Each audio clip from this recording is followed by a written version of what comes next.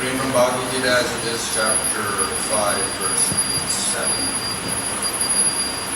7. Yoga yukta vishuddhatma vijitatma jitendriya sarva bhutatma purvan api nalupyate. Yoga yukta, engaged in devotional service. Vishuddhatma, purified soul. Vijithatma, self-control. Jitendriya, having conquered the senses. Sarva Bhuta, all living beings. Atma Bhutatma, compassionate. Purvan api, although engaged in work. Never. Lipyate is engaged. Translation: one who works in devotion, who is a pure soul and controls his mind and senses, is dear to everyone, and everyone is dear to him. Although always working, such a man is never entangled. Purport: one who is on the path of liberation by Krishna consciousness is very dear to every living being, and every living being is dear to him.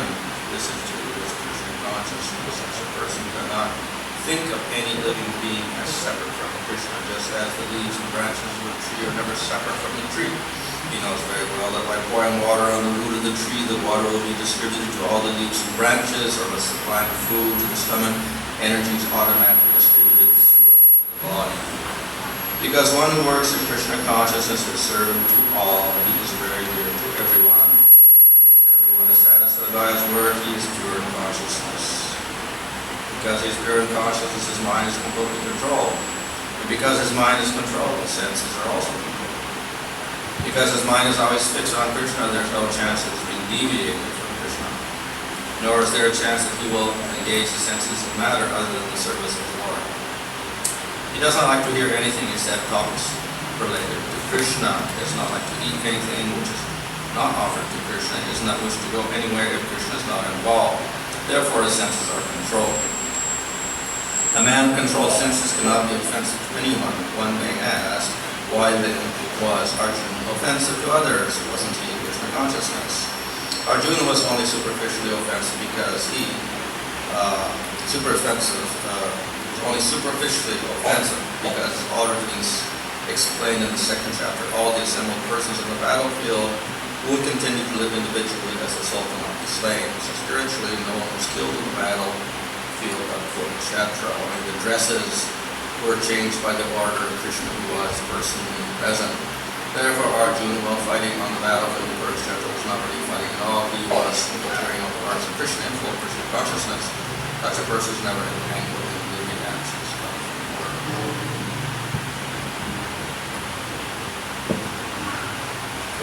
So,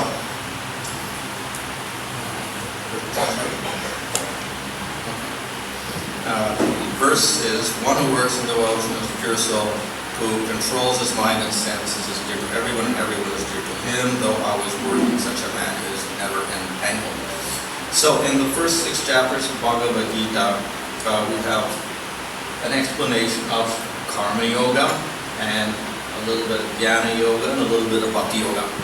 Bhagavad Gita முதல் 6 அத்தியாயத்துல கொஞ்சம் கர்ம யோகா, கொஞ்சம் ஞான யோகா, அப்புறம் கொஞ்சமா பக்தி யோகத்தை பத்தி விளக்கி இருக்காங்க. So as these names suggest, karma indicates action, jnana indicates knowledge, and bhakti indicates devotion. கர்மம்னா செயல்பாடுகள், ஞானம்னா அறிவு, பக்தினா பக்தி. But jnana by context usually means no action. ஆனா ஞானத்திலிருந்து செயல்பாடுகளே கிடையாது. So there's a little bit of a duality or contradiction between karma yoga and jnana yoga. Karma yoga is action, jnana yoga no action.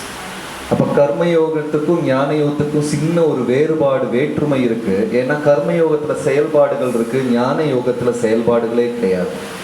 So at the very beginning of the teachings of Bhagavad Gita in chapter 2, Krishna begins instructing jnana yoga. அப்ப இரண்டாவது அத்தியாயத்துல கிருஷ்ண பகவான் முதல் பேசுற ஸ்லோகத்திலேயே அவர் சொல்றாரு ஞானத்தை பத்தி தான் விளக்குறாரு. So what are these instructions? அப்ப இந்த கோட்பாடுகள்லாம் என்னது? So the first instruction to Arjuna is you're not the body, you are Atma. முதல் உபதேசமே வந்து அர்ஜுனா நீ உன் உடல் கிடையாது, நீ ஆத்மா அப்படிங்கிறார். And you should not worry about all the actions you're carrying out in this world because you're separate from the body. நீ உடல்ல இருந்து வேறுபட்டு இருக்கிறனால இந்த உலகத்துல இருக்கக்கூடிய செயல்பாடுகளை எல்லாம் பற்றி நீ கவலைப்படக்கூடாது அப்படின்னு சொல்றாரு. So therefore this is what we call Atma Gyan, knowledge of Atma. அதனால இது ஆத்ம தத்மா, ஆத்மாவை பற்றிய ஞானம் அப்படிங்கிறாங்க. And technically to realize this Atma we have to separate ourselves from our body with all of its activities. அப்ப நம்ம உடல்ல இருந்து நம்ம அந்த ஆத்மாவை பத்தி பூர்ணமாக தெரிஞ்சு கொள்ள வேணும்னா உடல்ல இருந்து நம்ம வேறுபட்டு இந்த உடலினுடைய கர்மங்களை பத்தி தெரிஞ்சுக்கணும். So therefore Jnana Yoga implies don't do any actions. அதனால தான் ஞான யோகத்துல செயல்பாடுகளே வேண்டாம் அப்படின்னு சொல்றாங்க. So of course this creates a little problem for Arjuna. ஆனா இங்க அர்ஜுனருக்கு அது கேட்ட போது சின்ன பிரச்சனைகள் உருவாச்சு. Because he's on the battlefield and he should act as a kshatriya. அப்ப அவர் வந்து ஒரு சத்திரியர், அதுவும் இல்லாம ஒரு போர்க்களத்துல யுத்த பூமியில இருக்காரு, அவர்கிட்ட வந்து செயல்பாடுகள் செய்யக்கூடாதுன்னு அவர் confusion ஆயிடுவாரு. So just to say you're not the body, you're the Atma, etc. is not a real solution for Arjuna because he can't give up all activities. அப்ப அர்ஜுனர் கிட்ட போய் நீ ஆத்மா, நீ வந்து உடல் கிடையாது, சண்டை போடாதேன்னு எல்லாம் சொன்னா அர்ஜுனருக்கு வந்து ரொம்ப குழப்பமாயிடுச்சு. ஏன்னா அவர் போர்க்களத்துல இருக்காரு, சண்டை போடுறதுக்கு வேண்டி தான் வந்திருக்காரு. So then Krishna presents another process, another yoga, that is karma yoga. அதனால கிருஷ்ணர் வந்து அதிலிருந்து கொஞ்சம் வித்தியாசமா இனி ஒரு யோக முறையை கையாள சொல்றாரு, அது வந்து கர்ம yoga. So every living being in this world does activity with their body.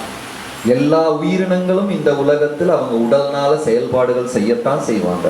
So that means everybody does action, everybody does karma. அதனால எல்லா உயிரினங்களும் வேலை செய்யும், கர்மா செய்யத்தான் செய்யும். Now, as human beings, everybody does action and they also get future reactions, which we also call karma, that is daiva.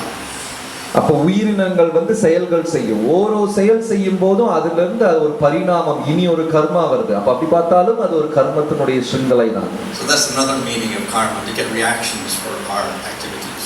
அதனால அதை வந்து இனி ஒரு கர்மத்தினுடைய இனி ஒரு அர்த்தம்னு சொல்றாங்க. ஏன்னா ஒரு வேலை செஞ்சா அதுல இருந்து இனி ஒரு வேலை உருவாகும். So because it is difficult for living entities to give up all their activities, Krishna presents another process which involves activity. So this is called karma yoga. அப்போ எல்லா உயிரினங்களுக்கும் பூர்ணமாக முழுமையாக செயல்பாடுகளை விட முடியாததுனால அவங்க இந்த வேலை செஞ்சேதான் ஆகணும். அதனால கிருஷ்ணர் வந்து இதுக்கு ஒரு சொல்யூஷன், புது ஒரு ப்ராசஸ் சொல்றாரு, அதுக்கு பேரு கர்ம yoga. So karma just refers to any activity.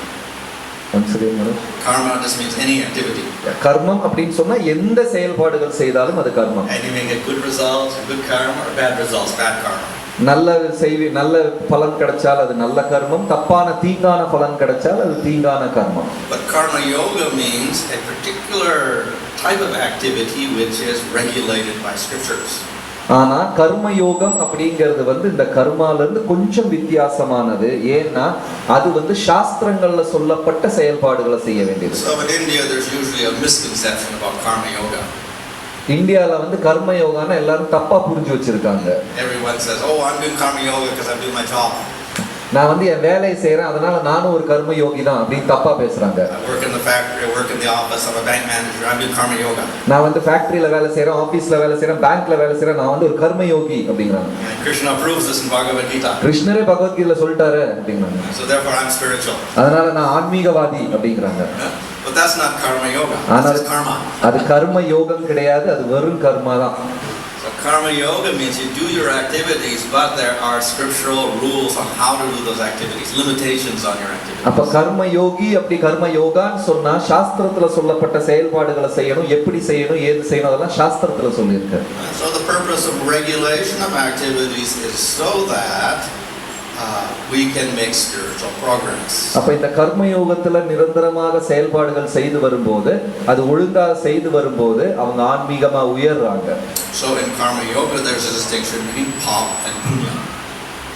அந்த கர்ம யோகத்திலே பாபம் புண்ணியம் அப்படிங்கிற வித்தியாசம் இருக்கு. So papa means sin, sin means violence, by violence, we get bad karma and we suffer. பாவம் செய்தால் அதிலிருந்து வன்முறை வரும், வன்முறையிலிருந்து அதனுடைய பரிணாமங்கள் வரும், அதுக்கப்புறம் பூர்ணமாக கஷ்டப்படுவாங்க அவங்க. And this leads us in terms of gunas downwards into tamoguna. அப்ப இது என்ன ஆகுதுன்னா குணங்கள் வழியாக போய் கீழே தமோ குணத்துல மறுபிறவி எடுக்க வேண்டியதா வந்துருது. If we're in ignorance, we cannot use our intelligence. தமோ குணத்துல பிறந்துட்டோம்னா புத்தியை யூஸ் பண்ண முடியாது. Can't use our intelligence, we're no better than an animal. அப்ப புத்தி யூஸ் பண்ண முடியலன்னா அவன் ஒரு அனிமல், மிருகம் மட்டும்தான். Then we can become an animal in the next life. அதனால ஈஸியா அடுத்த ஜென்மத்துல ஒரு விலங்கா பிறந்துடலாம். So that means that we just do any old activity with no control of the senses. Generally we sink downwards life after life until we become an animal. அதனால யாராவது அவங்களுடைய புலன்களை கட்டுப்படுத்தாம செயல்பாடுகள் செய்துகிட்டே இருந்தாங்கன்னா அவங்க படிப்படியாக கீழே இறங்கி வந்து அடுத்த முறை அவங்க ஒரு விலங்கா பிறப்பாங்க. So who wants to become an animal? எத்தனை பேருக்கு விலங்காகணும்? Anybody? யாருக்காவது? Anybody want to be a dog? யாருக்காவது நாய் ஆகணுமா? A horse? குதிரை? Cat? பூனை? Snake? பாம்பு? Cockroach? கருப்பாம்பூச்சி. So generally people don't aspire to that. Some people the best do, but not India usually. Indians வந்து பொதுவா இந்த கருப்பாம்பூச்சி அதெல்லாம் பிடிக்காது, ஆனா வெளிநாட்டுல நிறைய பேருக்கு அதுவும் பிடிக்கும். That's because in the West usually the animals are taking better care of the people. ஏன்னா வெளிநாட்டுல வந்து மிருகங்களை மனுஷனை விட நல்லா பாத்துக்குவாங்களாம். Animals have rights also in the West. அவங்களுக்கு வந்து அவங்களுடைய ரைட்ஸ் எல்லாம் இருக்கு, அனிமல் ரைட்ஸ் எல்லாம் இருக்கு. So anyway, generally we don't want to go downwards, we want to go upwards. அதனால பொதுவா வந்து யாருக்குமே கீழே போக ஆசை இல்லை, எல்லாருக்குமே மேலே போகணும் தான் ஆசை. So as a human being we want to go from ignorance or tamoguna to sattva knowledge. அதனால மனிதனுக்கு வந்து தமோ குணத்திலிருந்து சத்வ குணத்துல உயரணும், ஞானத்துக்கு உயரணும். So karma yoga is a system in which the human being can do this. கர்மயோக முறையில் மட்டும்தான் ஒரு மனிதனுக்கு இது செய்ய முடியும். But it takes many lifetimes. ஆனா நிறைய ஜென்மங்கள் எடுக்கும் இதுக்கு. And that is because generally human beings take a long time to change their habits. ஏன்னா மனிதனுக்கு வந்து அவனுடைய பழக்க வழக்கங்களை மாத்துறதுங்கிறது ரொம்ப கஷ்டமான விஷயம், ரொம்ப நாள் எடுக்கும் மாத்துறதுக்கு. So here who has some bad habits? Anybody? யாருக்காவது கெட்ட பழக்கம் இருக்கா? How long it takes you to change your bad habits? அது மாத்துறதுக்கு உங்களுக்கு எவ்வளவு நாள் எடுக்குது? It may take a lifetime or 2 lifetimes or 3 lifetimes, even one bad habit to change. ஒரு கெட்ட பழக்கம் மாத்துறதுனால 2-3 ஜென்மம் எடுத்துரும். So to get from tamoguna upwards to sattva will take many lifetimes. அதனால யாருக்காவது தமோ குணத்துல இருந்து சத்வ குணத்துக்கு போகணும்னா நிறைய ஜென்மம் எடுக்க வேண்டி வரும். So one by one we have to get rid of all of these tendencies, bad tendencies. இந்த ஒரு கெட்ட பழக்கத்தையும் ஒன்னொன்னா விடுறதுக்கு ரொம்ப டைம் எடுக்கும். So fortunately we get chance after chance every lifetime. ஆனா அதுக்கு வந்து ஒரு சான்ஸ் கிடைக்கும், ஒரு ஜென்மத்திலேயே முன்னதை விட கொஞ்சம் கூட நல்ல விதமான சான்ஸ்கள் கிடைச்சிக்கிட்டே இருக்கும். So this system, the karma yoga system, provides rules and regulations, but at first simple rules, and then as you get more advanced, more rules.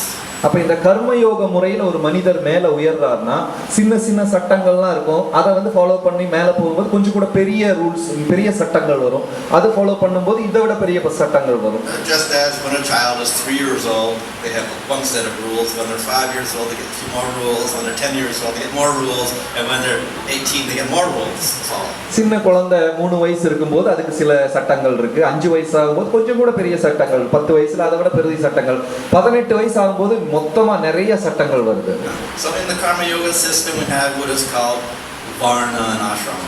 அதனால இந்த கர்மயோக முறையில வர்ணா ஆசிரமா அப்படிங்கிற சட்டங்கள் இருக்கு. So according to your qualification, the gunas, you have different sets of rules to follow. அதனால நம்மளுடைய ஒவ்வொருத்தருடைய யோகியதையை பொறுத்து நமக்கு தனித்தனி சட்டங்கள்லாம் இருக்கு. So if you're in tamoguna, you have one set of rules. These are the rules for Sudra.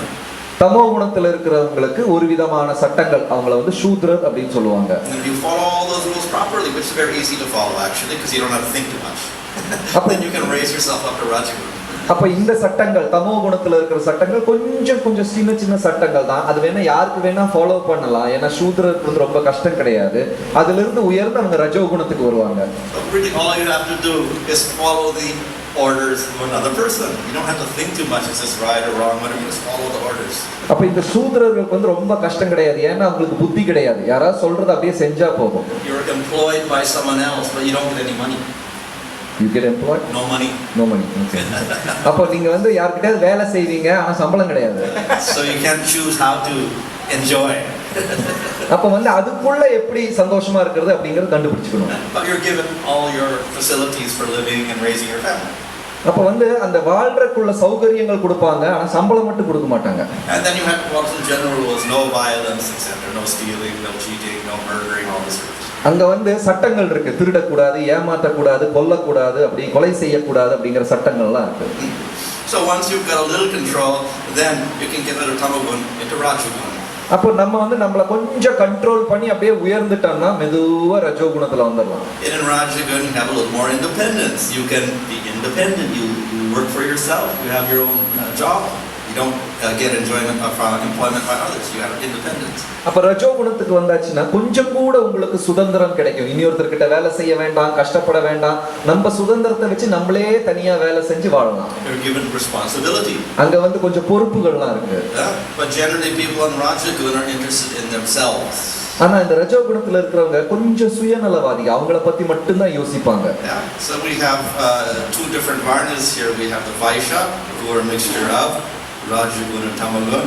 We have Kshatriya, who are a mixture of Rajagun and Sattvagun.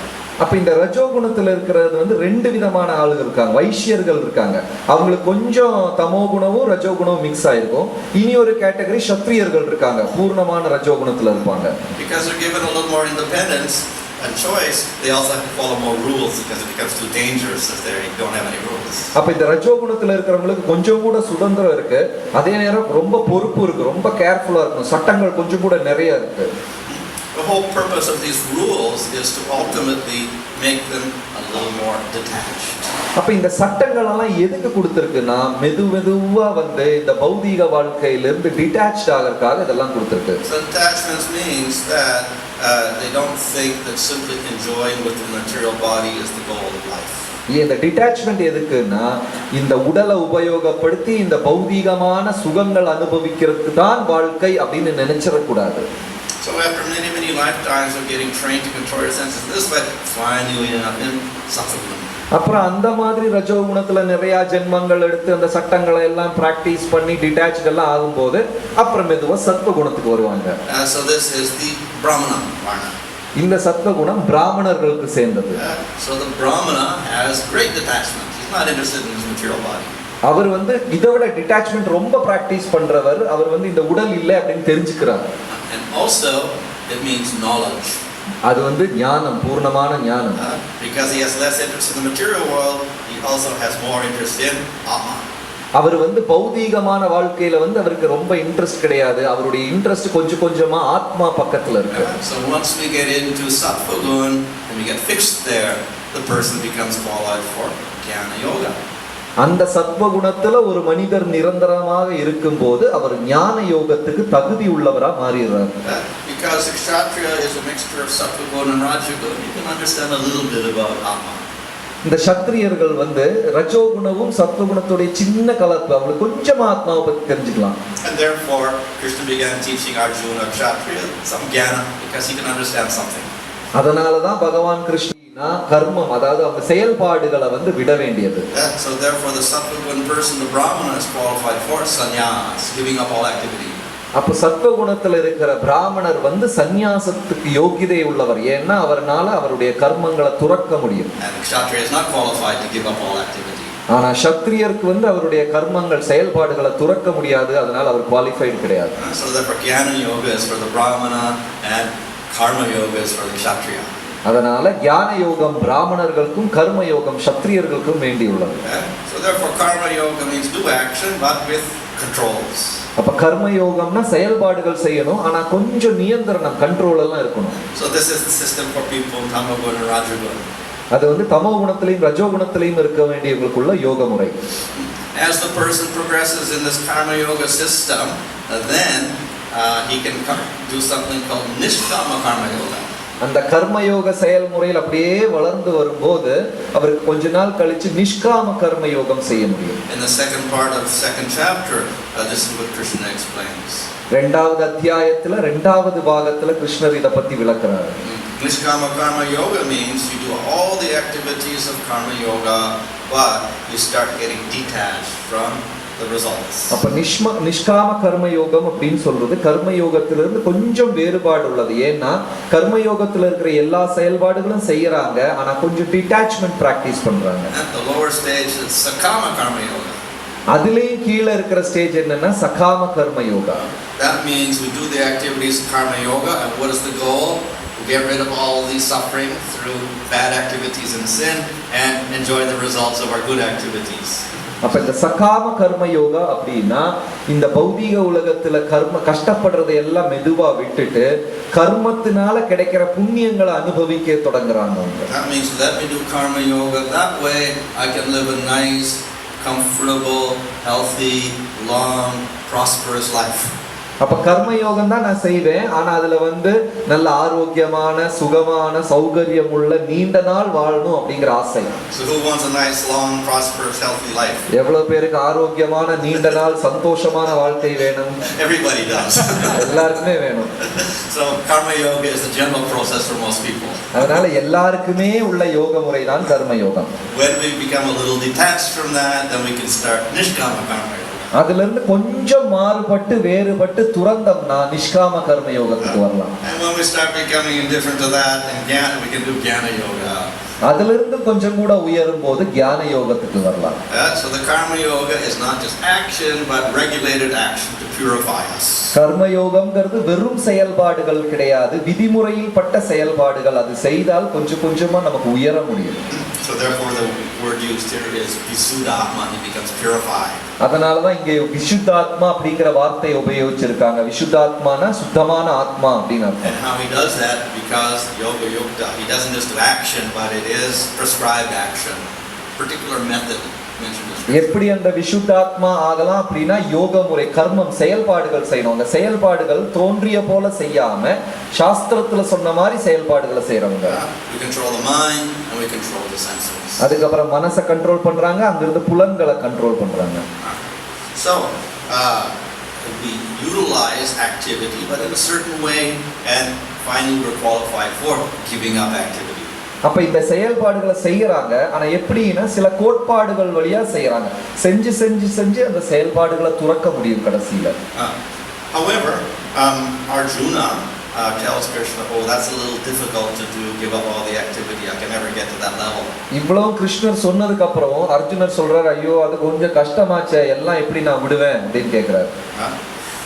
So Krishna presents another method. அதுக்கப்புறம் கிருஷ்ணர் அடுத்த யோக முறையை கையாள சொல்றாரு. This method is something like jnana yoga because it's actually spiritual. It's not just becoming comfortable in the material world and controlling your senses, but it actually is spiritual. அப்ப இந்த யோக முறை கொஞ்சம் கூட உயர்ந்தது, ஏன்னா இது ஆன்மீகமானது. அந்த பௌதீகமான செயல்பாடுகளை விட முடியல அப்படி எல்லாம் சொல்றவங்களுக்கு வேண்டி உள்ளது. But it also allows us to do activity. ஆனா அதே டைம் அதுல கொஞ்சம் செயல்பாடுகள் செய்யவும் முடியும். So in that sense it's easier than jnana yoga where you have to give up all your activity. அது ஞான யோகத்தை விட கொஞ்சம் கூட ஈஸியான முறை, ஏன்னா எல்லா கர்மத்தையும் அங்க துறக்க முடியும். So we can get the same results as jnana but by doing activity. ஆனா இந்த முறையில ஞானத்தினுடைய எல்லா பலன்களும் கிடைக்கும், ஆனா செயல்பாடுகள் செய்யவும் செய்யலாம். So this process is called bhakti yoga. அந்த முறையை தான் பக்தி யோகம் அப்படின்னு சொல்றது. So therefore by doing bhakti yoga we can also become vishuddhatma.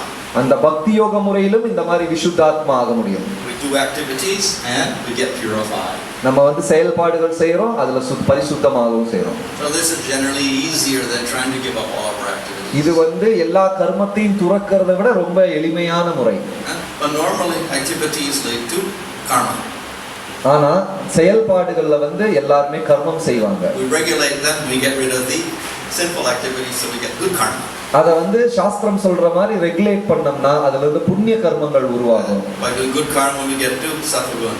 அந்த புண்ணிய கர்மங்கள் செய்யும்போது அவங்க சத்வ குணத்துக்கு உயர்றாங்க. Then we give up activity to realize atma. அந்த சத்வ குணத்துல வந்ததுக்கு அப்புறம் கர்மத்தை துறக்கறாங்க, ஆத்மாவை பத்தி தெரிஞ்சுக்கறாங்க. So how is it possible by doing activities we can get rid of all the bad results and the good results? அப்ப அதே நேரத்துல எப்படி செயல்பாடுகள் செய்துட்டே நம்ம பாப புண்ணியங்களை எல்லாம் துறக்க முடியும்? And the answer to that is that there's nothing wrong with activity and it will not give you good or bad results, proper punya results, if it is directed to the Supreme Lord. அப்ப அதுக்கு என்ன பதில் அப்படின்னா, நம்ம வந்து கர்மத்தை செய்துகிட்டே இருக்கணும், ஆனா கர்மம் வந்து பாப புண்ணிய ரிசல்ட் தரவும் கூடாது. அப்ப எப்படி செய்யறதுன்னா, அது வந்து பகவானுக்கு கனெக்ட் பண்ணுனா இந்த மாதிரி செய்ய முடியும். So this process of directing our activities to the Supreme Lord is called Bhakti Yoga. பூர்ணமான பகவானுக்காக நம்ம செயல்பாடுகளை வந்து வழி திருப்புறதான் பக்தி யோகம் அப்படிங்கிறாங்க. So of course Bhakti Yoga doesn't mean all activities. It means certain activities. அப்ப பக்தி யோகம் அப்படின்னு சொன்னா எல்லாம் செய்யறதெல்லாம் பக்தி யோகம் ஆயிடாது. சில பிரத்யேகமான செயல்பாடுகளை தான் பக்தி யோகம். Certain activities we can directly direct to the Supreme Lord. சில செயல்கள் அது நேர பகவானுக்காக உள்ள செயல்கள். And these become pleasing to the Lord. அது இறைவனை ப்ளீஸ் பண்ணவும் செய்யும், சந்தோஷம் அடையவும் செய்யும். So we have a list in the Bhagavad Gita, Nectar Devotion of these activities. பக்தி ரசாமிருத சிந்து, ஸ்ரீமத் பாகவதம், பகவத்கீதையில அது என்ன செயல்கள் அப்படிங்கிற ஒரு லிஸ்ட் கொடுத்திருக்காங்க. So we have hearing about the Lord, chanting the Lord's names and His glories, remembering the Lord, worshiping the form of the Lord, etc. அது என்னெல்லாம் அப்படின்னா, பகவானை பத்தி கேட்கறது, பகவானுடைய நாம ஜபம் செய்ய வேண்டியது, பகவானுக்கு சேவை செய்ய வேண்டியது, இந்த மாதிரி கர்மங்கள். So these are activities. We hear with the ear, we see with the eye, we do activities with our hands, but they don't give pop or punya. They don't give bad effect. They don't give punya when you go into the material world. They destroy all of our bad karma and their good karma. அப்ப இதுவும் செயல்பாடுகள் தான். காதுனால கிருஷ்ணரை பத்தி கேட்கிறோம், கண்ணுனால அவர் தர்சனம் எடுக்கிறோம், கையினால சேவை செய்யறோம், இதெல்லாம் செயல்பாடுகள் தான். ஆனா இந்த செயல்கள் செய்தால் பாபமோ புண்ணியமோ இல்லாம அதெல்லாம் அழிஞ்சு போயிடும். And so this is because these activities are directed to the Supreme Lord. ஏன்னா இந்த செயல்கள் வந்து எல்லாம் பகவானை நோக்கி உள்ள செயல்கள். The Supreme Lord is beyond good activities and bad activities. ஏன்னா பகவான் வந்து நல்ல பாவ புண்ணிய கர்மங்களுக்கு அப்பாற்பட்டவர். He is the controller of your good and bad karma. அவர் வந்து நம்மளுடைய பாவ புண்ணிய கர்மங்களையே அவர்தான் கண்ட்ரோல் பண்றார். So it is said by performing bhakti, not only we don't get any future results for our activity, we also destroy all of the karmas from all of our previous lifetimes.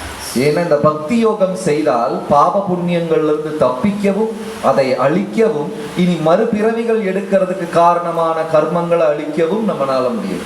In fact, it is very easy to destroy all your karmas. ஆனா இந்த முறையில ரொம்ப ரொம்ப எளிமையானது, ஈஸியானது நம்ம கர்மத்தை எரிக்கிறதுக்கு. But it is very difficult to destroy all your karmas by doing jnana yoga or ashtanga yoga. ஆனா அதே நேரத்துல ஞான யோகமோ அஷ்டாங்க யோகமோ பண்ணி நம்ம கர்ம முறையை எரிக்கணும்னு நினைச்சா ரொம்ப ரொம்ப கஷ்டம். Karma yoga actually doesn't destroy your karmas at all. கர்ம யோகத்துல ஒரு மனிதர் இருந்தாருன்னா அவர் கர்மத்தை எரிக்கவே முடியாது. It only gives you a majority of good karmas and minority of bad karmas. அதுல என்ன பண்ண முடியும்னா புண்ணியத்தை அதிகரிச்சிட்டு பாவத்தை குறைக்கலாம், அவ்வளவுதான் முடியும். So how is it that this system of bhakti does this so easily? அப்ப எப்படி பக்தி முறையில மட்டும் இது ரொம்ப ஈஸியா முடியுது?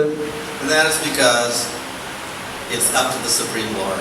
ஏன்னா அத பூர்ணமா கண்ட்ரோல் பண்றது பகவான். So in the Bhagavatam 6th canto, there's the story of Ajamil. அதனால பாகவதத்தில் 6வது ஸ்கந்தத்தில் அஜாமிலனுடைய கதை இருக்கு. He was not even a devotee of the Lord, not doing bhakti yoga.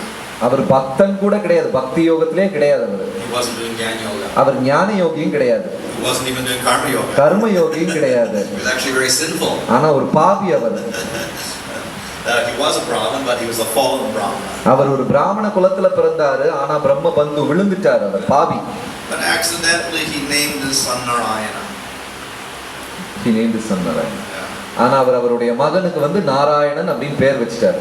So the Bhagavatam says, when he said, "Oh, I name you Narayana," immediately when he uttered the name Narayana, all of us karmas disappeared, past, present, future. அப்ப அந்த குழந்தைக்கு மகனுக்கு வந்து நாராயணன்னு பேர் வச்சுட்டாரு. ஆனா பாகவதத்துல சொல்லுது, யாராவது நாராயணா அப்படின்னு நாமம் ஜெபிச்சாலே போதும், அவங்க பாப புண்ணியங்கள் எல்லாமே எரிஞ்சு போயிடும். That means all of the karmas that were waiting for this lifetime and next lifetime all disappeared. அதோட அர்த்தம் என்னன்னா, இந்த ஜென்மத்துல இனி அடுத்த ஜென்மம் பிறக்கிறதுக்கு காரணமான எல்லா கர்மங்களும் எரிஞ்சு போயிடும். And all the karmas he did also commit in this lifetime in the future, no effect. அப்ப இந்த ஜென்மத்துல பண்ணின பாப கர்மங்கள் இனி நம்மளை பாதிக்க போறது, அதுவும் எரிஞ்சு போயிடுது. And that was simply by accidentally chanting the name Narayana. அதுவும் அந்த நாமம் நாராயணா மனப்பூர்வமா ஜெபிக்காம ஏனோ தானோன்னு ஜெபிச்சே அந்த மாதிரி ஆயிடுச்சு. So therefore, if one is a devotee and chants the name intentionally of Narayana or Vishnu or Krishna, obviously the karmas will go. அப்போ ஒரு பக்தி இல்லாத மனிதன் ஜெபிச்ச போதே இவ்வளவு பலன்கள்னா, ஒரு பக்தன் வந்து நாராயணா கிருஷ்ணா விஷ்ணு அப்படிங்கிற நாமம் ஜெபிச்சாச்சுன்னா அவர் செய்த அனைத்து கர்மங்களும் எரிந்து போகும். So this is because it is directly the Supreme Lord. ஏன்னா அந்த பேரு நேரடியாக இறைவனுடைய நாமம். So even if it's not done with devotion, in other words, you don't intend to please Narayana by saying Narayana's name, it's accidental. That's the effect. நீங்க வந்து நாராயணர் கிருஷ்ணரை மனப்பூர்வமா தெரிஞ்சு ஜெபிக்கலனா கூட பரவாயில்லை, ஏதோ விபத்துல தெரியாதனமா ஜெபிச்சாலே இவ்வளவு புண்ணியங்கள் இருக்கு. How is that? Why the Lord does that? ஏன் அப்படி? ஏன் கிருஷ்ணர் அந்த மாதிரி செய்யறாரு? Just mercy. அது சும்மா அவருடைய கருணை தான். Of course, the Lord is more pleased if we have devotion. அப்படி இருக்கும்போது நம்ம பக்தியோட ஜெபிச்சோம்னா கிருஷ்ணருக்கு அது ரொம்ப பிடிக்கும். So Krishna also says in Bhagavad Gita, accordingly as you surrender unto me, I respond. கிருஷ்ணர் பகவத்கீதையில சொல்றாரு, நீங்க எந்த முறையில என்கிட்ட சரணாகதி அடையறீங்களோ அதுக்கு தகுந்த மாதிரி நான் அனுகிரகம் ஆசீர்வாதம் பண்ணுவேன் அப்படிங்கறார். So the response accidentally chanting the name of Krishna is destroy all your karmas. அப்ப தெரியாதனமா ஏனோ தானோன்னு கிருஷ்ணரோட பேரை ஜெபிச்சாலே போதும், எல்லா கர்மமும் எரிஞ்சு போய்டும். So if you chant the name intentionally with devotion, then you get much better results. அப்ப தெரிஞ்சு நல்ல மனதோட பகவானுடைய நாமம் ஜெபிச்சா இதை விட உயர்ந்த பலன்கள் கிடைக்கும். And that is because by intentionally doing it we please the Lord more. ஏன்னா தெரிஞ்சு நம்ம நாமம் ஜெபம் பண்ணும்போது கிருஷ்ணரை அதிகமா சந்தோஷப்படுத்துறோம். So the story of Ajamil is not told just to say that we can all unintentionally chant the name of the Lord, but it's to show the power of the Lord and how much more the power of bhakti is. அப்ப அஜாமிலனுடைய கதையை படிச்சுக்கிட்டு நம்மளாம் நினைச்சிடக்கூடாது நம்மளும் இந்த மாதிரி விபத்திலேயே ஜெபிக்கலாம்னு சொல்லி. ஆனா இந்த கதை எதுக்கு சொல்லி இருக்குன்னா பகவானுடைய கருணை நாமத்தினுடைய மகிமையை பத்தி சொல்லி தெரிவிக்க சொல்லி இருக்கு. So the process of bhakti is powerful because of the power of the Supreme Lord. அப்ப இந்த பக்தி முறைக்கு வந்து ரொம்ப சக்தி இருக்கு, ஏன்னா அது பகவானே நேரடியாக கையாளக்கூடியது. So the karma yogis do not invoke the mercy or the affection of the Lord. So the Lord is neutral. Karmayogi வந்து எவ்வளவுதான் நல்லது செஞ்சால் கூட பகவானுடைய கருணை அவருக்கு கிடைக்காது. So the Jnana yogis and the Astanga yogis also don't directly apply for the affection of Krishna. So he's neutral to them also. ஞான யோகிகளும் அஷ்டாங்க யோகிகளும் எவ்வளவுதான் யோக முறைகள் செய்தாலும் பகவானுடைய கருணை கிடைக்காது. But the devotee in bhakti yoga is deliberately expressing his affection for the Lord.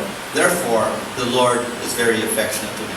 ஆனா ஒரு பக்தி யோகி வந்து அவர் வந்து பகவான் கிட்ட போய் வலுக்கட்டாயமாக அவர் பக்தியை தெரியப்படுத்துறதுனால கிருஷ்ணரும் அதுக்காக ரெஸ்பாண்ட் பண்றாரு. Therefore, Supreme Lord will very easily give whatever results we get, karma yoga, jnana yoga, or astanga yoga. He will easily give. Yeah. அப்ப கர்ம யோகியோ ஞான யோகியோ அஷ்டாங்க யோகியோ கேட்கறதை எல்லாம் பகவான் வந்து ரொம்ப எளிமையா அவங்களுக்கு கொடுத்துருவாரு. However, he also is not so much interested in these results, and the devotee is not interested in these results. ஆனா ஒரு பக்தனோ இல்ல பகவானோ இந்த மாதிரி உள்ள ரிசல்ட்ல கொஞ்சம் கூட அவங்களுக்கு இன்ட்ரெஸ்ட் கிடையாது. The devotee is only interested in serving the Lord. ஏன்னா ஒரு பக்தருக்கு பகவானை சேவை செய்யணுங்கிற ஒரு இஷ்டம் மட்டும்தான் இருக்கு. And the Lord is more interested in giving himself to the devotee. அதே மாதிரி பகவானுக்கும் என்ன ஆசைனா ஒரு பக்தருக்கு அப்படியே அவரை படைச்சறணும் அப்படிங்கறது தான் பகவானுடைய ஆசை. So in that position the devotee attains the highest bliss. அதனால ஒரு பக்தன் தான் உயர்ந்த ஆனந்தத்தை அனுபவிக்க முடியும். And Supreme Lord gets the highest bliss. ஏன்னா பகவானும் அந்த பரமானந்தத்துல இருக்கிறதுனால.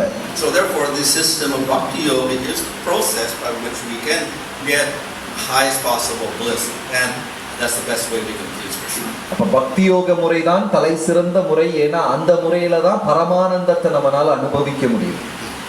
So therefore all of these other systems are secondary. அதனால மற்ற யோக முறைகள் எல்லாம் இரண்டாம் கட்டம் தான். They are a gradual method of elevation. Karma yoga, the Jnana yoga, Astanga yoga, and then finally bhakti yoga. அது வந்து ரொம்ப என்னது சுத்தி வளைச்ச ஒரு முறை. கர்ம யோகம் வழியாக, ஞான யோகம் வழியாக, அஷ்டாங்க யோகம் வழியாக கடைசியில பக்தி யோகத்துக்கு வருது. But it's a very slow process. அது ரொம்ப மெதுவா தான் போகும். So this slow process is not recommended in Kali Yuga. கலியுகத்துல இந்த மெதுவா போற வேலையெல்லாம் நடக்காது. Nobody is qualified for Jnana Yoga and Ashtanga Yoga. அஷ்டாங்க யோகத்துக்கு ஞான யோகம் செய்யறதுக்கு யாருக்குமே யோகியதை கிடையாது. And nobody is qualified for Karma Yoga. கர்ம யோகம் செய்யறதுக்கு ஒருத்தருக்கு யோகியதை கிடையாது. So the only process left is Bhakti Yoga. அப்ப கலியுகத்துல ஒரே ஒரு முறை தான் இருக்கு, பக்தி யோகம்.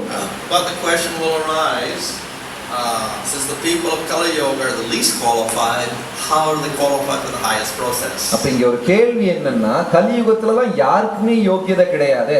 அப்படி இருக்கும்போது அவங்க எப்படி இந்த தலை சிறந்த பக்தி யோகம் செய்ய முடியும் அப்படிங்கறதான் கேள்வி. Because everything depends on qualification.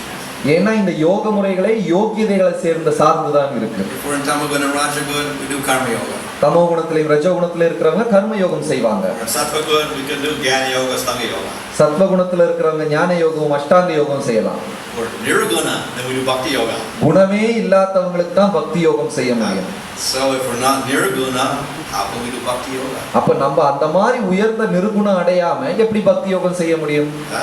So the answer is that the process of Bhakti Yoga is Nirguna. ஏன்னா அதுக்கு பதில் என்னன்னா, இந்த பக்தி யோக முறை நிர்குணமான முறை. It is beyond the gunas. அந்த குணங்களுக்கு அப்பாற்பட்ட முறை. But the qualification to do bhakti is not dependent on any guna. அதனுடைய இன்னொரு அர்த்தம் என்னன்னா, பக்தி யோகம் செய்யக்கூடிய ஒரு மனிதனுடைய யோகிதை இந்த குணங்களை சார்ந்ததே கிடையாது. So a person in Tamagun, Rajagun, or Sattva-gun, or Nirguna, he can do bhakti yoga. அப்போ ரஜோ குணத்துல இருக்கிறவரோ, தமோ குணத்துல இருக்கிறவரோ, சத்வ குணத்துல இருக்கிறவரோ, குணமே இல்லாதவரோ எல்லாருக்குமே பக்தி யோகம் செய்யலாம். Why? Because Supreme Lord is most powerful. ஏன்னா பகவான் வந்து பூர்ணமான சக்தி உள்ளவர். Through bhakti yoga, we directly get the mercy of the Lord, so it does not matter what guna we have. பக்தி யோகத்துல பகவானுடைய நேரடியான கருணை நமக்கு கிடைக்கிறதுனால நம்ம எந்த குணத்துல இருக்கிறோங்கிறது பிரச்சனையே கிடையாது. As I said, Ajamil accidentally chanted the name of Narayan, all of his karmas were gone. He got beyond the gunas. அஜாமிலர் வந்து ஒரு விபத்துனால நாராயணனுடைய நாமம் ஜபிச்சாரு. அந்த ஜெபம் பண்ணதுலயே அவருடைய எல்லா கர்மங்களும் எரிஞ்சு போச்சு. So the process of bhakti is nirguna, and the qualification to do bhakti itself, of course, if we're accidental, there's no qualification. The only qualification is shraddha. அப்ப பக்தி யோக முறை வந்து நிர்குணத்தில் பட்டது.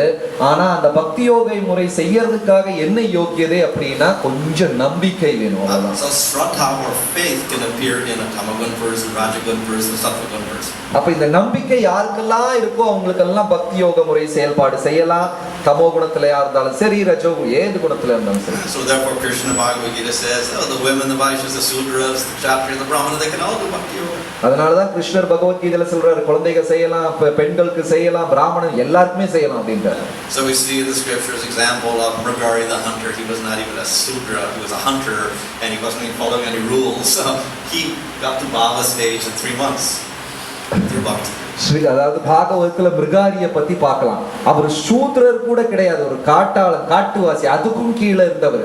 ஆனா அவர் 3 மாதத்திலேயே பாவ நிலைக்கு வந்துட்டாரு. So anyone can partake of the process of bhakti. பக்தி யோக முறை யாருக்கு வேணா செய்யலாம். So of course one process of doing it is accidental, as with Ajamil. அஜாமிலர் செய்த மாதிரி தெரியாதனமா கூட இதை செய்யலாம். This is for people who are not qualified with faith. அவர் நம்பிக்கை இல்லாதவங்க தான் இந்த மாதிரி செய்வாங்க. So generally, of course, most processes of bhakti do require faith. ஆனா யோக முறையில, பக்தி யோக முறையில வந்து நம்பிக்கை ஒரு கட்டாயமான விஷயம். But one easy process does not require faith. ஆனா அதுல ஈஸியான முறைக்கு வந்து நம்பிக்கையும் தேவையில்லை. And that is, he got result. அப்போ அஜாமிலரை பார்த்தீங்கன்னா அவரும் நாமம் ஜெபிச்சார், நம்பிக்கையே கிடையாது, இருந்தாலும் அவருக்கு ஒரு ரிசல்ட் கிடைச்சது. What did it do? Destroyed all his karmas and purified him. எல்லா கர்மத்தையும் எரிச்சு அவர் சுத்தமாயிட்டாரு. So this is one process we can follow in Kali Yuga for people with no faith. நம்பிக்கை இல்லாதவங்களுக்கும் கலியுகத்துல இதுதான் நல்ல செயல்முறை. நம்பிக்கை இல்லாதவங்களை கொண்டு ஜபிக்க வச்சிடலாம். So this is what Chaitanya Mahaprabhu ordered to all of his devotees. அதான் சைத்தன்ய மகாபிரபு நம்ம எல்லார்கிட்டையும் சொன்ன கட்டளை. You go out and you make everybody hear the name and chant the name. நீங்க வெளியே போயிட்டு நாமம் ஜெபிச்சு அந்த நாமத்தை எல்லாரும் வச்சு கேட்க வைங்க. Faith or no faith, let them hear. அவங்க நம்பிக்கை இருந்தாலும் சரி இல்லைனாலும் சரி அவங்க கேட்கட்டும். And by hearing and hearing and hearing, they become purified. அவங்க கேட்டுட்டே இருக்கும்போது சுத்தமாயிடுவாங்க. Then they develop faith. அப்புறம் நம்பிக்கை வளரும். Once they develop faith, then you can give them knowledge. அவங்களுக்கு நம்பிக்கை வளர்ந்து சுத்தமாயிட்டாங்கன்னா அப்புறம் ஞானம் கொடுக்கலாம் அவங்களுக்கு. So we have one offense to the Holy Name. Don't preach to the faithless persons. ஆனா அதே டைம் வந்து 9வது அபராதத்துல என்ன சொல்லுது? நம்பிக்கை இல்லாதவங்களுக்கு பிரீச் பண்ணாதீங்கன்னு சொல்லுது. So for the faithless persons, then we just let them hear the name. அப்ப நம்பிக்கை இல்லாதவங்களுக்கு பிரீச்சிங் பண்ண வேண்டாம், நாமம் ஜெபிக்க கேட்கறதுக்குள்ள ஒரு அவசரம் உண்டாக்குனா போதும். Or accidentally chant the name like Ajamil. அவங்க அஜாமிலர் மாதிரி தெரியாதனமெல்லாம் ஜெபிச்சுக்குவாங்க. And by that exposure, then gradually they can develop faith. அப்புறம் அந்த மாதிரி செயல்முறையில வந்து சுத்தமாகும் போது அவங்க நம்பிக்கை வளர்த்துக்குவாங்க. Once they develop faith, then we can give them some knowledge from Bhagavad Gita. அவங்க நம்பிக்கை வளர்ந்துச்சுன்னா அதுக்கப்புறம் பகவத்கீதா ஞானம் அவங்களுக்கு சொல்லி கொடுக்கலாம். So this is actually the process for spiritual life in Kali Yuga. கலியுகத்துல ஆன்மீகத்துக்குள்ள ஒரே ஒரு மார்க்கம் வழி இதுதான். The Yuga Dharma is Nam Sankirtan. இந்த யுகத்தினுடைய தர்மம் நாம சங்கீர்த்தனம். Now, our particular Kali Yuga is a little special. ஆனா கலியுகத்துல இப்படினா கூட நம்ம கலியுகம் கொஞ்சம் கூட ஸ்பெஷல். For two reasons. ரெண்டு காரணங்கள் அதுக்கு.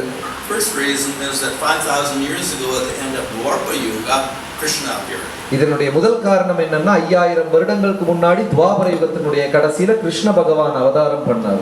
So this is the Krishna with the two arms, blue color, cowherd boy playing his flute in Vrindavan. பசுமாடு மேய்க்கிறாரு, நீல கலர்ல இருக்கிறாரு, கையில புல்லாங்குழல் வச்சிருக்காரு, ரெண்டு கை இருக்கு அவருக்கு. So this form of Krishna does not appear very often. எல்லா தடவையும் இதே கிருஷ்ணர் வருவாருன்னு சொல்ல முடியாது. He appears once in the day of Brahma. பிரம்மாவனுடைய ஒரு நாள்ல ஒரு தடவை தான் அவர் வருவார். In the 28th cycle of Vaivasvata Manvantara. Vaivasvata மனுவனுடைய 28வது சைக்கிள்ல வருவார். That's halfway through the day of Brahma. பிரம்மாவனுடைய பாதி நாள்ல வருவார். So on the other yugas, Krishna does not appear. ஆனா மற்ற யுகங்கள்ல கிருஷ்ணர் வர மாட்டாரு. So millions and millions and millions of years in the day of Brahma, Krishna appears once. கோடிக்கணக்கான வருடங்கள் சென்றுதான் ஒரே ஒரு தடவை கிருஷ்ணர் அவதாரம் பண்ணுவார். And he stays for 125 years. 125 வருஷம் வாழுவார் அவர். And then he disappears. அதுக்கப்புறம் காணாம போயிடுவார். So what is so special about Krishna? என்ன கிருஷ்ணர் இவ்வளவு தனித்தன்மை என்னது? We see that Bhagavad Gita, which is a summary of the Vedic literature, is all about Krishna and Arjuna. அப்ப இந்த பகவத்கீதை படிச்சோம்னா, அதாவது வேதங்களுடைய சாரம் இத படிச்சோம்னா கிருஷ்ணரையும் அர்ஜுனரையும் பத்தி தான் இதுல சொல்லி இருக்கு. And what is the conclusion of Bhagavad Gita? பகவத்கீதையினுடைய கன்க்ளூஷன் என்ன? Surrender to Krishna. கிருஷ்ணருக்கு சரணாகதி அடையணும். So the other scripture, which is the summary of all the Vedic literatures, is Bhagavatam. இனி ஒரு புத்தகம் எது அப்படினா வேதங்களுடைய சாரம், அது Srimad Bhagavatam. And what is the essence of Bhagavatam? பாகவதனுடைய சாரம் என்ன? Krishnastu Bhagavan Swayam. Krishnastu Krishna is the perfect manifestation of all qualities of God. So he is the supreme form of God. இறைவனுடைய எல்லா குணங்களுடைய பூர்ணமான பிரதிநிதி தான் கிருஷ்ணர். Sutta makes a statement after listing all of the different forms like Varaha, Kurma, Matsya, and Shrimma, and Rama. And he says Krishnastu Bhagavan Swayam. He is the supreme form. சூத்த Goswami பாகவதத்துல வராகர், நரசிம்மர், வாமனர் இப்படி எல்லா அவதாரங்களுடைய லிஸ்ட்னு சொல்லிட்டு கிருஷ்ணர் தான் பூர்ணமானவர் அப்படின்னு தெளிவுபடுத்துறார். So therefore Krishna is the most attractive manifestation of God with all wonderful qualities. எல்லா அதிசய குணங்களும் படைச்சு எல்லாவரையும் வசீகரிக்கக்கூடிய தன்மை பெற்றவர் கிருஷ்ணர். So that was 5,000 years ago. 5000 வருஷத்துக்கு முன்னாடி. So that was in Dwapara Yuga. Now we are in Kali Yuga. அது துவாபர யுகத்துல பகவான் கிருஷ்ணர் அவதாரம் பண்ணாரு. இப்ப கலியுகம். So in Kali Yuga we have a Yuga avatar who appears. கலியுகத்திலேயும் ஒரு யுக அவதாரம் அவதரிப்பார். And he teaches Nam Sankirtan, which is the Yuga Dharma. யுக தர்மமான நாம சங்கீர்த்தனத்தை அவர் பிரச்சாரம் பண்ணுவார். So we have the appearance of Chaitanya Mahaprabhu as the Yuga avatar to preach Nam Sankirtan. நாம சங்கீர்த்தனம் பிரச்சாரம் பண்றதுக்காக யுக அவதாரமாக சைத்தன்ய மகாபிரபு அவதாரம் பண்ணார். However, just like Krishna is not the usual Dwapara Yuga avatar, so Chaitanya is not the usual Kali Yuga avatar. அப்ப துவாபர யுகத்துல கிருஷ்ணர் எல்லா தடவையும் அவதாரம் பண்ண மாட்டார். அவர் அதிசயமா பண்ணது மாதிரி இந்த கலியுகத்திலும் சைத்தன்ய மகாபிரபு அதிசயமாகத்தான் அவதாரம் பண்ணார். எல்லா கலியுகத்திலும் அவர் வர மாட்டார். Usually the Dwapara Yuga avatar is green and the Kali Yuga avatar is black. சாதாரணமாக துவாபர யுகத்துல பச்சை கலர்ல அவதாரம் வருவாரு, கலியுகத்துல கருப்பு கலர்ல வருவாரு. But in the 28th cycle of Vairasura Manvantara reign, then Dwapara Yuga one is blue and Kali Yuga one is yellow. ஆனா இங்கே நம்ம இருக்கிற இந்த அதிசயமான யுகத்துல 28வது மனுவுடைய சைக்கிள் மன்வந்தரத்துல அதிசயம் நடந்தது என்னன்னா, நீல கலர்ல கிருஷ்ணரும் கோல்டன் கலர்ல சைத்தன்ய மகாபிரபு அவதாரம் பண்ணார். So the form of Krishna is Swayam Bhagavan. He is perfect highest form. அந்த உண்மையான ஸ்வரூபமான பகவானே நீல நிறத்தில் அவதாரம் பண்ணார். And Kali Yuga Chaitanya Mahaprabhu is also highest form, non different from Krishna. அந்த உண்மையான சைத்தன்ய மகாபிரபு கலியுகத்துல வந்தார். So what's the difference? அப்ப என்ன வித்தியாசம்? Difference is that Chaitanya Mahaprabhu comes to give Krishna to the people of Kali Yuga. என்ன வித்தியாசம்னா, சைத்தன்ய மகாபிரபு கலியுகத்தில் இருக்கிறவங்களுக்கு கிருஷ்ணரை கொடுக்க வந்திருக்கார். So he gives the highest form to the most fallen people. ரொம்ப கீழே பதித்து போன ஆத்மாக்கள் பாபிகளுக்கு வந்து உன்னதமான உயர்ந்த ரூபத்தை தந்திருக்காரு. And he does that through Yuga Dharma Nama Sankirtana. நாம சங்கீர்த்தனத்துல கூட அதை நடைமுறையில கொண்டு வந்திருக்காரு. So therefore Lord Chaitanya is considered to be the most merciful of all forms. எல்லா பகவானுடைய எல்லா ஸ்வரூபங்களையும் வச்சு சைத்தன்ய மகாபிரபு தான் மிக கருணைமயமானவர். Of course Krishna is also most merciful. கிருஷ்ணரும் கருணைமயமானவர் தான். But to give Krishna to the people of Kali Yuga, we need more mercy. So therefore we have Chaitanya Mahaprabhu. கிருஷ்ணர் கருணைமயமானவர். ஆனா அந்த கிருஷ்ணரையே ஜனங்களுக்கு கொடுக்கணும்னா இனியும் கருணை வேணும். அதுதான் Chaitanya Mahaprabhu. So who's the most merciful? யார் உண்மையிலுமே கருணைமயமானவர்? The most merciful is the Shakti of the Lord. பகவானுடைய சக்தி தான் கருணைமயமானது. So for Krishna that is Radha. கிருஷ்ணருக்கு அது Radharani. So when the Lord appears with the mood of Radha, that is Chaitanya Mahaprabhu. அந்த ராதாராணியினுடைய பாவத்துல வந்ததுனால சைத்தன்ய மகாபிரபு தான் கருணைமயமானவர். And because he takes up the color of Radha, he becomes yellow or golden. அவங்க வந்து ராதாராணியினுடைய நிறத்தை வந்து சைத்தன்ய மகாபிரபு ஸ்வீகாரம் பண்ணதுனால அவர் கோல்டன் கலர்ல இருக்கார். So therefore we call him Gauranga, the form of the Lord with golden limbs. அதனால தான் நம்ம அவரை கௌரங்கா அப்படின்னு கூப்பிடுறோம். ஏன்னா அந்த சொர்ண நிறத்துல இருக்கிறதுனால. So he is Krishna with the mood and complexion of Radha. அவர் கிருஷ்ணர் தான், ஆனால் ராதாராணியினுடைய பாவத்துல வந்திருக்கார். So in that form he mercifully gives out Krishna to the people of Kali Yuga. அந்த உருவத்துல எல்லா கலியுக பாபிகளுக்கும் வந்து கிருஷ்ணரை தந்துகிட்டே இருக்கார். And he does that through name. இறைவனுடைய பகவானுடைய திருநாமத்தில் அது செயல்முறையில கொண்டு வந்துட்டார். So just as Krishna is with Radha to express the highest bliss, we have in the name that Lord Chaitanya has given the names of Radha and Krishna.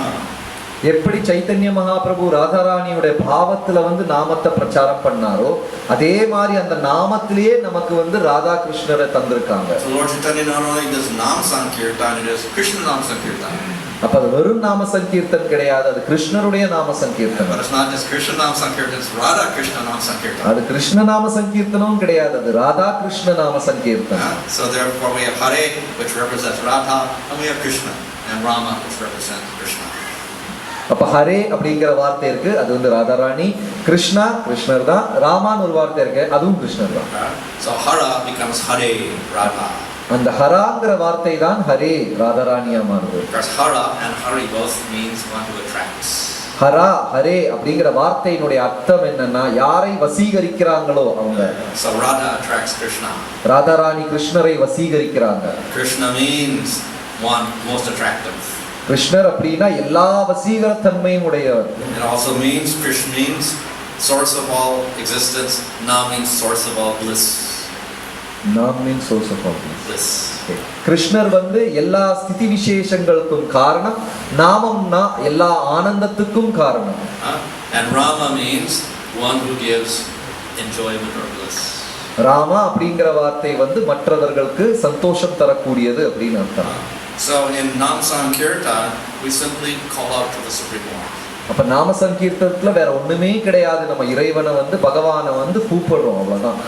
But who do we call out for? எதுக்காக நம்ம கூப்பிடுறோம்? If you call out to somebody, then what happens? The person appears. You call out to somebody, Marishi. Then He'll say, what? What do you want?